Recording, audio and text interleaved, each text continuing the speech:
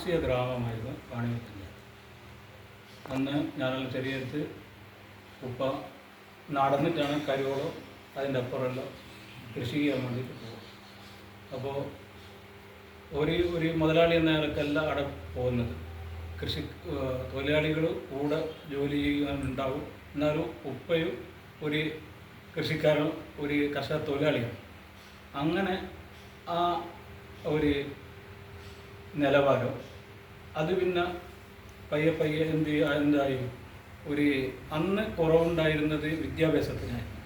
ശരിക്കും എഴുത്തും വായനയും അറിഞ്ഞുകൂടാത്ത ഒരു സ്ഥിതിവിശേഷമായിരുന്നു അന്നുണ്ടായത്. അതിന് പിന്നെ വിദ്യാഭ്യാസത്തിന് പ്രാമുഖ്യം കൊടുത്ത് ഹൈസ്കൂളുകളും LP സ്കൂളും UP സ്കൂളും ഹൈസ്കൂളുകളൊക്കെ വന്ന് നമ്മൾ വളരെ അഭിമാനത്തോടെ പറയാറുണ്ട്, ഒരു ചെറിയ പഞ്ചായത്തിൽ 3 ഹൈസ്കൂൾ നമുക്കുണ്ട് എന്നുള്ള കാര്യം. അത് ശരിക്കും പറഞ്ഞാൽ അത് അഭിമാനിക്കാൻ നമുക്ക് വക തന്നിട്ടുണ്ട്. കാരണം ഈ 3 ഹൈസ്കൂളുകൾ കൂടി പഠിച്ച് വലുതായി സംസ്ഥാനത്തും ഇന്ത്യയിൽ ഉടനീളവും ഇന്ത്യക്ക് പുറത്തും നല്ല നല്ല സ്ഥാനങ്ങളിൽ ഇരിക്കാൻ പറ്റുന്ന ഉദ്യോഗസ്ഥന്മാർ നമ്മുടെ വാണിയമ്പലം പഞ്ചായത്തിൽ നിന്നും ഉണ്ടായിട്ടുണ്ട്. അതുമാത്രമല്ല, ഏത് ഓഫീസിൽ ചെന്നാലും നമ്മുടെ ഒരു വാണിയമ്പലക്കാരൻ അവിടെ നല്ല കസേരയിൽ നിവർന്നിരിക്കുന്നത് നമുക്ക് കാണാൻ സാധിച്ചിട്ടുണ്ട്. പിന്നെ അങ്ങനെ അക്കാഡമിക് വിദ്യാഭ്യാസ രംഗത്ത് നമ്മൾ മെച്ചം വന്നപ്പോൾ തന്നെ കൂടെ സ്പോർട്സ് രംഗത്തും നമ്മൾ മികവ് പുലർത്തി. നല്ല സ്പോർട്സ് രംഗത്ത് മികവ് പുലർത്തിയതിൻ്റെ തുറന്ന ഉദാഹരണമാണ് നമ്മുടെ വഹാബ് സാറൊക്കെ. അതിൻ്റേതായ ക്രെഡിറ്റിൽ കൂടി തന്നെ ഒരുപാട് പേർ അദ്ദേഹം കയറി എന്നുള്ള അദ്ദേഹത്തിൻ്റെ ഒരു പ്രേരണയിൽ ഒരുപാട് ഉദ്യോഗസ്ഥന്മാർ പോലീസ് ഡിപ്പാർട്ട്മെൻറ്റിലും മറ്റും വളരെ നിസ്വാർത്ഥരായ ഉദ്യോഗസ്ഥന്മാർ ആരെ കൊണ്ടുവരുമ്പോഴേക്ക് ഇതുവരെ ഒരു സസ്പെൻഷൻ ഓർഡർ കേട്ടിട്ടോ അല്ലെങ്കിൽ വേറൊരു അഴിമതി കഥകളോ ഒന്നും നമുക്ക് കേൾക്കാൻ വേണ്ടി വന്നിട്ടില്ല. അതൊക്കെ നമുക്ക് എത്രയോ നമ്മളിപ്പോൾ പുറത്ത് പോയാൽ വാണിമേലം എന്ന് പറയുമ്പോൾ ഇന്ന ഓഫീസർ അറിയാം. അപ്പോൾ എല്ലാവരും അഭിമാനത്തോടുകൂടിയാണ് അവർ നമ്മളെ കാണുന്നത്. ഇത്രയും ഉദ്യോഗസ്ഥന്മാരുള്ള നാട്ടിൽ നിങ്ങൾ ജീവിക്കാൻ സാധിക്കുന്നു എന്നുള്ളത് അത് അവർക്ക് അഭിമാനമാണ്, അതിൽ കൂടുതൽ നമുക്ക് അഭിമാനമാണ്. കാരണം എന്നെ സംബന്ധിച്ചിടത്തോളം വ്യക്തിപരമായി പറഞ്ഞാൽ തന്നെ ഇവിടെ ക്രസൻ്റ് ഹൈസ്കൂൾ വന്നതുകൊണ്ടാണ് എനിക്ക് 10ാം ക്ലാസ് പൂർത്തിയാക്കാനായത്, പാസ്സാകാനായത്.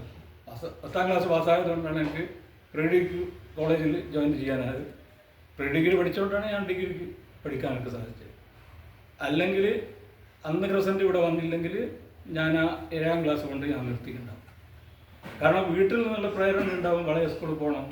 പക്ഷേ വളയ സ്കൂളിൽ എൻ്റെ ജ്യേഷ്ഠനെ വളയ സ്കൂളിൽ കൊണ്ട് അഡ്മിഷൻ എടുത്തിട്ട് മൂപ്പർ പോയില്ല. അപ്പോൾ അതിനെ ഞാനും ഉണ്ടാവും, എൻ്റെ സ്ഥിതി അത് തന്നെയായിരിക്കും.